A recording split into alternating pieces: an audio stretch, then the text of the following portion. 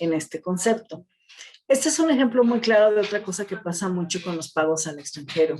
Realmente el problema o el meollo del asunto o el conocimiento en el tema de impuestos al extranjero no está en saber qué tasa aplicar a qué impuesto. A lo mejor es muy fácil poder decir, pues es que si es sueldos, está exento 125,000 y llega a un máximo de 30%. Si es esto, va a pagar esta tasa. Si son regalías, va a pagar 35%. Si es esto, las tasas las podemos saber y podemos sacar una hojita como tipo acordeón para un examen sin ningún problema. ¿Qué va a pasar? Y a lo mejor puedes identificar también la fuente de riqueza. ¿Saben cuál es el punto de aquí? Y no nada más en esto que estamos ahorita viendo en jubilaciones o pensiones. El punto más importante para una persona que analiza pagos en el extranjero es determinar que estás tipificando correctamente el ingreso. Eso es lo más complicado. Tipificar correctamente que se trata de un sueldo y que no es una jubilación. Que se trata de, a lo mejor, que se trata de un sueldo y no un dividendo a una empresa del extranjero. Vuelvo a lo mismo. En el ejemplo en donde contratamos un despacho del extranjero y vienen y mandan a un staff a prestar los servicios en territorio nacional, pero resulta que ese staff a lo mejor son los socios.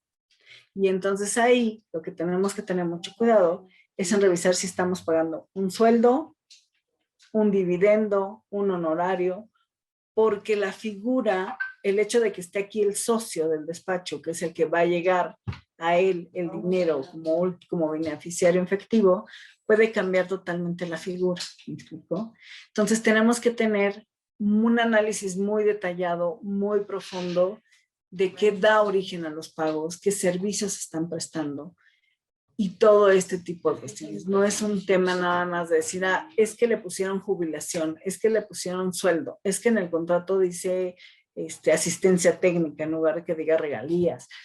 No es lo que diga el contrato, es que tenemos que hacer una serie de cuestionamientos, una serie de planteamientos para irnos al fondo del tema y poder determinar en cuál de todos estos artículos debemos de grabar el impuesto. No es nada más decir, bueno, la fuente de riqueza, bueno, la tasa, porque la contadora me dijo que yo tenía que identificar la fuente de riqueza. Y entonces en el contrato dice que son sueldos y si están prestados en territorio nacional, ya sueldos. Pues no, analiza quién es la empresa que está prestando un servicio, cuál es el servicio. Tienes que hacer un análisis global de toda la situación en cuestión de los pagos al extranjero. ¿Ok? Y este es uno de los temas, porque puede ser que en los contratos se establezca que si el extranjero está trabajando en territorio nacional o está trabajando para la empresa mexicana, y dura más de 5 años, le vamos a dar una pequeña indemnización, que pueden llamarle indemnización, bono, pensión o jubilación, pues a lo mejor caen jubilaciones. Nos vamos a la siguiente, por favor. Y aquí lleva más o menos el mismo tratamiento, pero no es lo mismo que tú tengas dos tipos de ingresos, o sea, que digas, este es mi sueldo y le aplico esta tabla, y este es mi sueldo más un bono y le aplico esta tabla, o este es el sueldo, este es su concepto de jubilación, y entonces aquí tengo una tabla y aquí tengo otra tabla, ¿me explico? Porque si se dan cuenta, el impuesto se calcula con una tabla que es muy similar a la de los sueldos. Pero el efecto es muy diferente si empiezas desde cero o si nada más vas acumulando al otro ingreso. Entonces ahí es donde tienes que tener mucha certeza y un análisis muy detallado de saber qué es lo que le vas a estar pagando a este extranjero. Al que sigue, por favor. Y aquí, forma y fecha de pago. La persona que efectúe los pagos deberá también efectuar la retención del ISR si es residente en el país o residente en el extranjero con establecimiento permanente con el que se relaciona el servicio. En los demás casos, el contribuyente enterará el impuesto correspondiente mediante declaración que presentará ante las oficinas autorizadas dentro de los 15 días siguientes a la obtención del ingreso. La que sigue, por favor. Ok, vámonos a honorarios en general por la prestación de un servicio personal independiente. Tratándose de ingresos por honorarios y en general por la prestación de un servicio personal independiente, nos vamos a la siguiente. Se considera que hay fuente de riqueza en territorio nacional cuando el servicio se presta en el país. Volvemos a la misma hipótesis, por así decirlo, de los sueldos. Se presume que el servicio se presta totalmente en México cuando se prueba que parte del mismo se presta en territorio nacional, que parte del mismo se presta en territorio nacional, salvo que el contribuyente demuestre la parte del servicio que prestó en el extranjero, en cuyo caso el impuesto se calculará sobre la parte de la contraprestación que corresponda a la proporción en la que el servicio se prestó en México. También se presume, salvo prueba en contrario, que el servicio se presta en México cuando los pagos se hagan por un residente en territorio nacional o por un residente en el extranjero con establecimiento permanente a un residente en el extranjero que sea su parte relacionada. Ok. No sé si todos están familiarizados con el tema de parte relacionada, pero pues es aquella persona que ya sea por cuestiones de tenencia accionaria o de control, están muy vinculadas. Es decir, puede ser que sea mi accionista o mi subsidiaria o mi filial y es una parte relacionada. O puede ser solamente un cliente que por ser el hecho que es mi cliente principal y que si él no me compra, mi empresa cierra, es una parte relacionada. O un proveedor que si no me vende ese proveedor a mí, pues yo ya no tengo cómo seguir con mi línea de producción y entonces mi empresa también puede cerrar. Eso en términos generales es parte relacionada. Se dan cuenta que aquí nos dice que se va a presumir que el servicio se presta totalmente en territorio nacional cuando una parte de él se preste. Les planteo un ejemplo, a lo mejor un poco burdo, pero para que vayamos nada más viendo todas las complicaciones que pueden surgir en estos análisis. Tú contratas a un arquitecto, persona física, muy reconocido de Francia, a que te venga a hacer una instalación para una galería o para lo que ustedes gusten y manden. Entonces tú le vas a pagar un honorario, ¿no? Es un profesionista independiente. Resulta que para poder empezar a hacer los planos, tiene que venir a ver el terreno, a medirlo, a todo lo que tengan que ser un arquitecto. Pero viene y está a lo mejor una semana conociendo materiales, conociendo este territorio, viendo las medidas, bla, bla, bla. Y se va a su país. Y la mayor parte de su trabajo está hecha en otro país. ¿Por qué? Porque pues, los planos, los diseños no los vas a hacer aquí. Él puede decir, oye, esto me va a llevar 3 meses y me tengo que regresar a mi país y voy a ir adelantando. Y a lo mejor en el Inter vengo y te enseño un render y si me gusta o no me gusta y me regreso a mi país y hago las modificaciones. De acuerdo a esto, por el simple hecho de que estuvo aquí una parte mínima, aunque sea, del tiempo en el que yo lo tuve contratado para hacer mis diseños, ya se considera que el servicio se prestó totalmente en territorio nacional. ¿Okay? Tendríamos que comprobar que efectivamente la mayor parte o la parte más sustancial o la parte más importante del servicio se prestó en el extranjero, en lo que él hacía todo lo que son estos planos. ¿Me explico? Pero aquí el punto es que tenemos que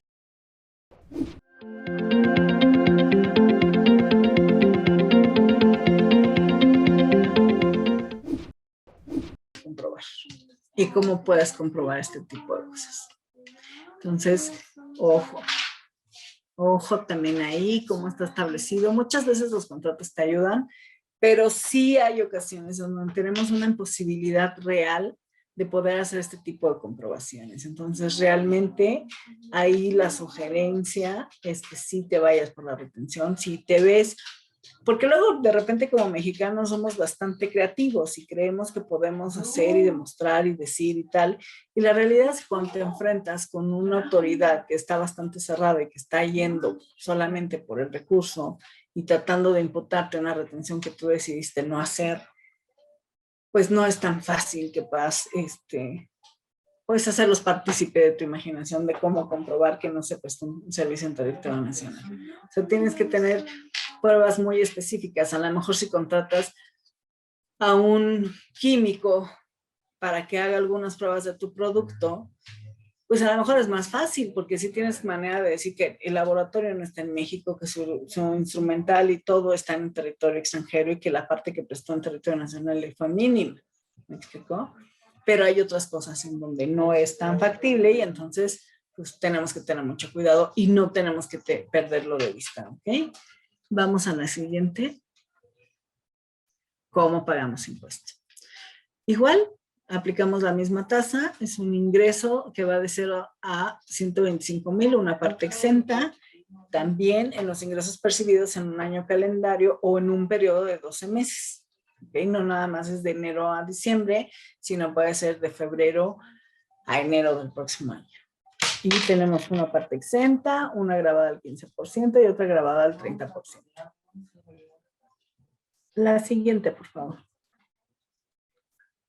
Honorarios en general por la prestación de servicios, seguimos hablando de esto. ¿Cuándo voy a pagar el impuesto? La persona que efectúe los pagos deberá también efectuar la retención del impuesto sobre la renta si es residente en el país o residente en el extranjero con un establecimiento permanente.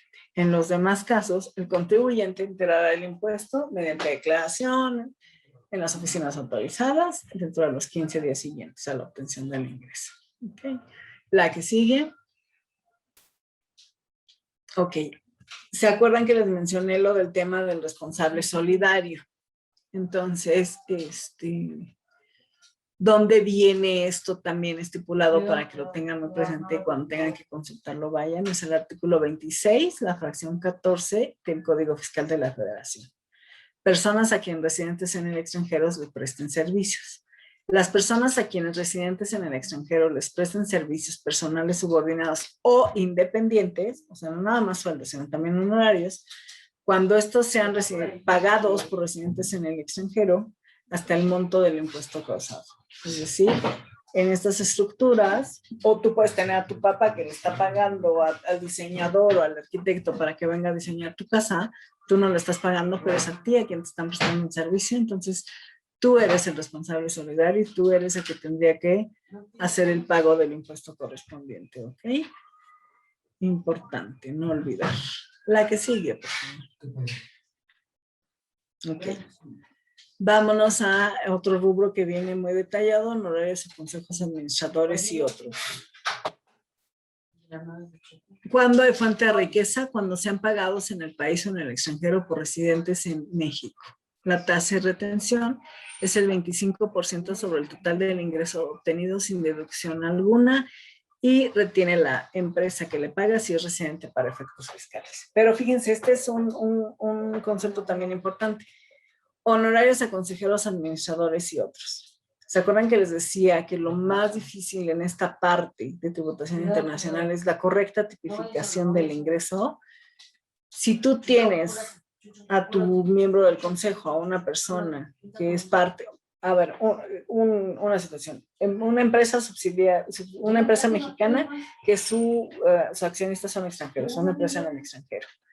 Como parte de estos del consejo de administración está la persona encargada de ventas. Y entonces esta persona encargada de ventas es la que controla y maneja todas las estrategias del área de ventas de la empresa mexicana. A distancia. Igual y no es que tengan que venir en territorio nacional.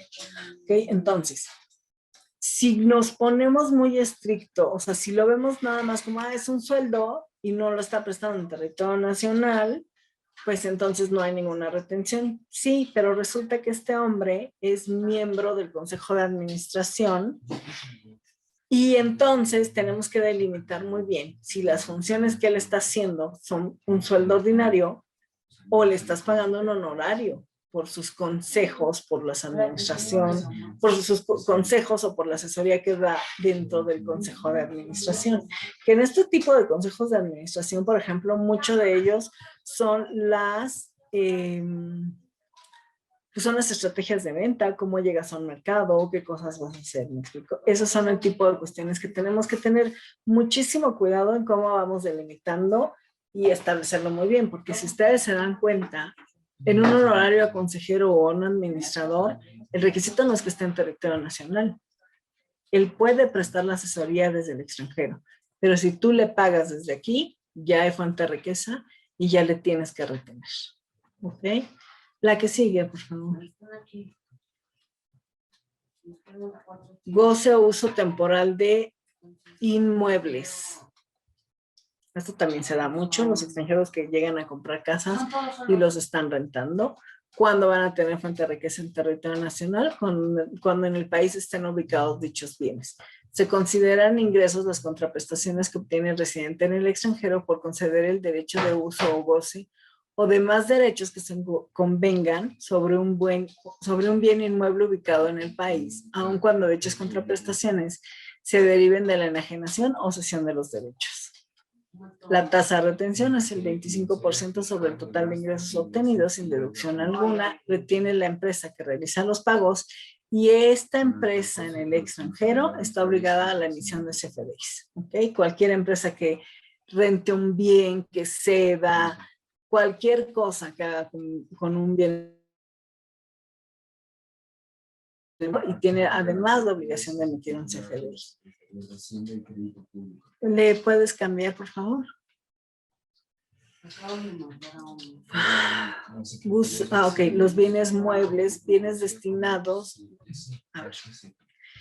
Fuente de riqueza. Estamos hablando de los bienes destinados a actividades agrícolas, ganaderas y de pesca cuando se utilicen en el país. Otros bienes muebles cuando en el país se haga la entrega de material de dichos bienes muebles. Estamos hablando de maquinaria. Muchas veces pasamos por alto. Hay empresas que tienen asociaciones con empresas, hacen asociación o sociedades con empresas, una empresa extranjera, una empresa nacional, y de repente cuando estas empresas quiebran, lo que hacen es que se dividen los bienes y entonces de repente la empresa extranjera tiene bienes en territorio nacional que decide no llevárselos a su país, sino empieza a decir, bueno, me sale más caro traérmelo a mi país por el uso, por el desgaste, bla, bla, bla, que mejor ver si le puedo sacar algo de negocio en territorio nacional. Entonces, tenemos extranjeros rentando también bienes muebles en territorio nacional. Si esos bienes se encuentran aquí en el momento en el que se hace la entrega a la persona que los va a usar o a quien estamos cediendo el uso, pues se considera que hay fuente de riqueza y la retención es del 25%. Lo mismo, la empresa que paga realiza los pagos, si no es una empresa mexicana la que los paga, el propio extranjero se tiene que registrar y de cualquier manera tiene que emitir CFDIs para que el mexicano pueda hacer la deducción de este bien. Seguimos. Servicios turísticos de tiempo compartido. Me voy a ir un poquito más rápido porque ya tenemos poquito tiempo y hay otros temas que son creo que más de uso común que estos, pero bueno, los voy a mencionar. Servicios turísticos de tiempo compartido, cuando en el país se encuentran ubicados uno o varios de los bienes inmuebles que se destinen total o parcialmente a dichos bienes. Que nos pasa con cualquier hotel que tenemos en las playas o cosas así, ya casi todos son de capital extranjero también y ahí nos ofrecen siempre los servicios compartidos. La tasa de retención es el 25% del total de los ingresos obtenidos sin deducción alguna, pero si estas empresas que se dedican a ese tipo de servicios turísticos cuentan con representante en México,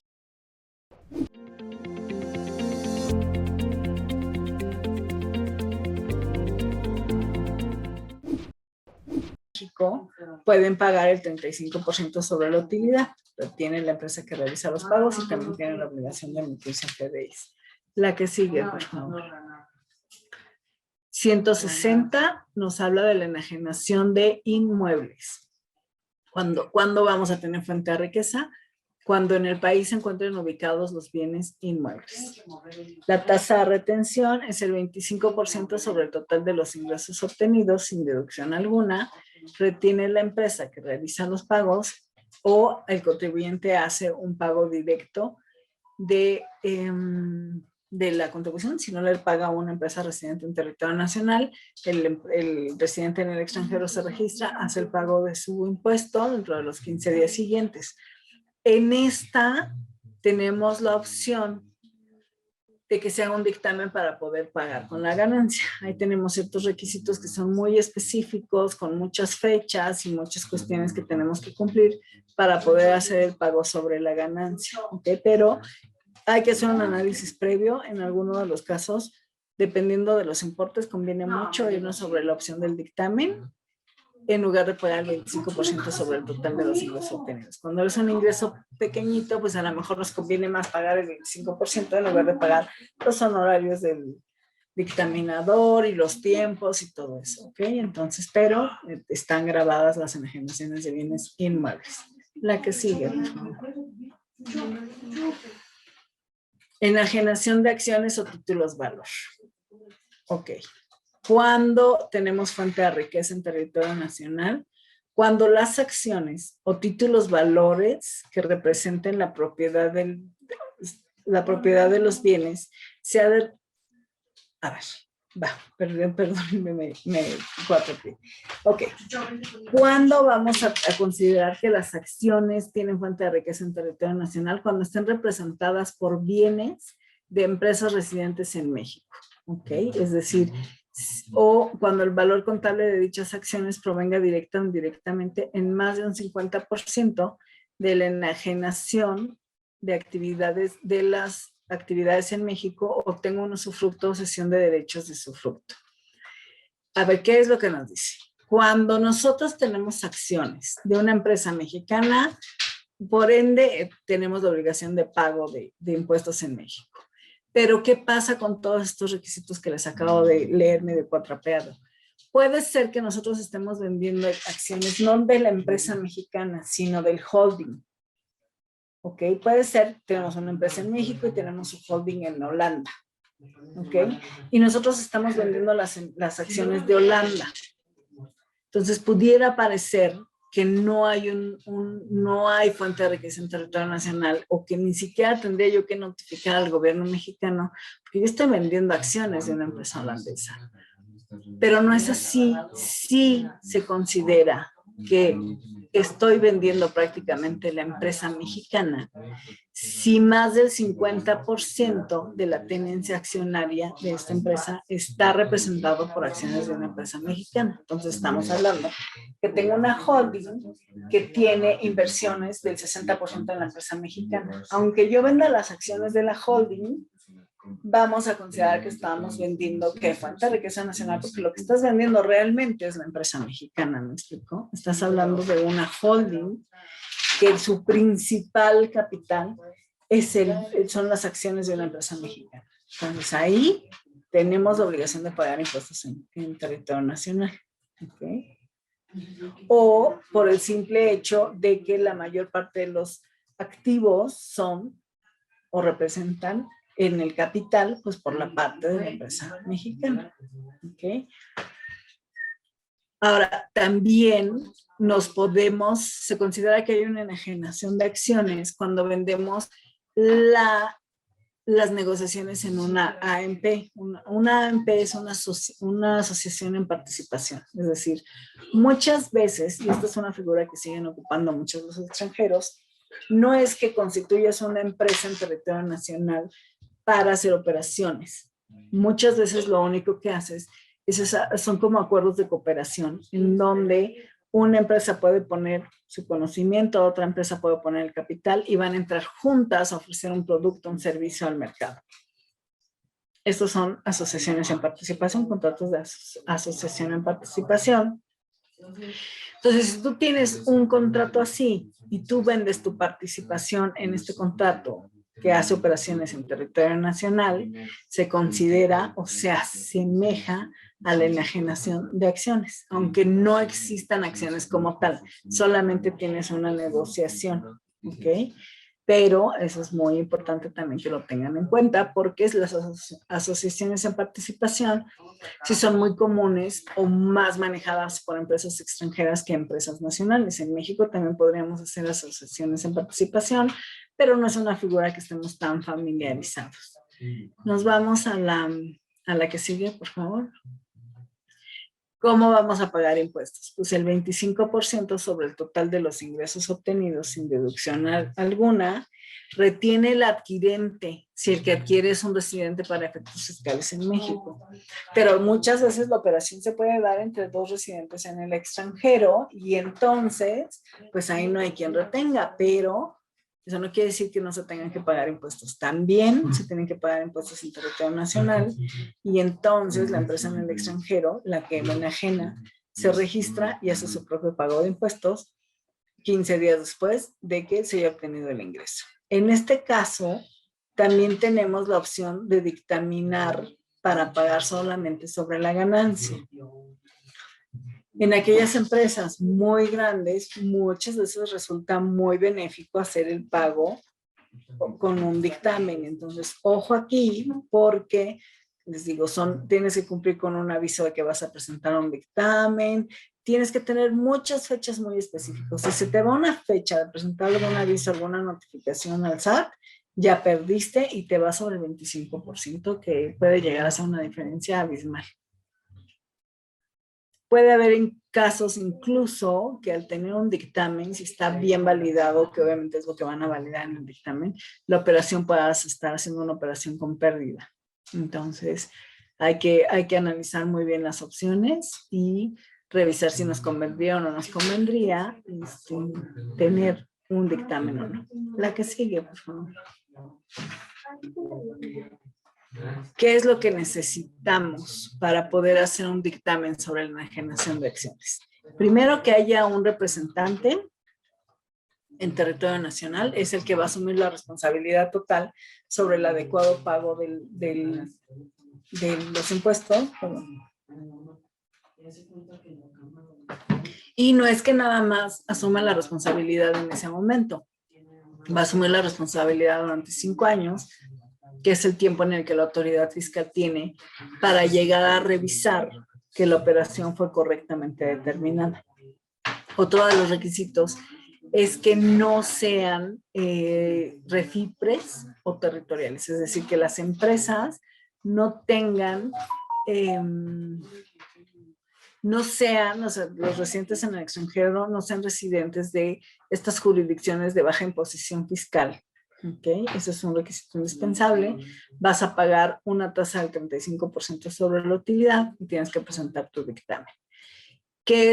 ¿Cuál es la utilidad o cuál es la ventaja? ¿Cómo determinas la utilidad? Pues vas a considerar tu costo de adquisición actualizado, puedes incluir gastos notariales, derechos y también puedes incluir mediaciones y comisiones.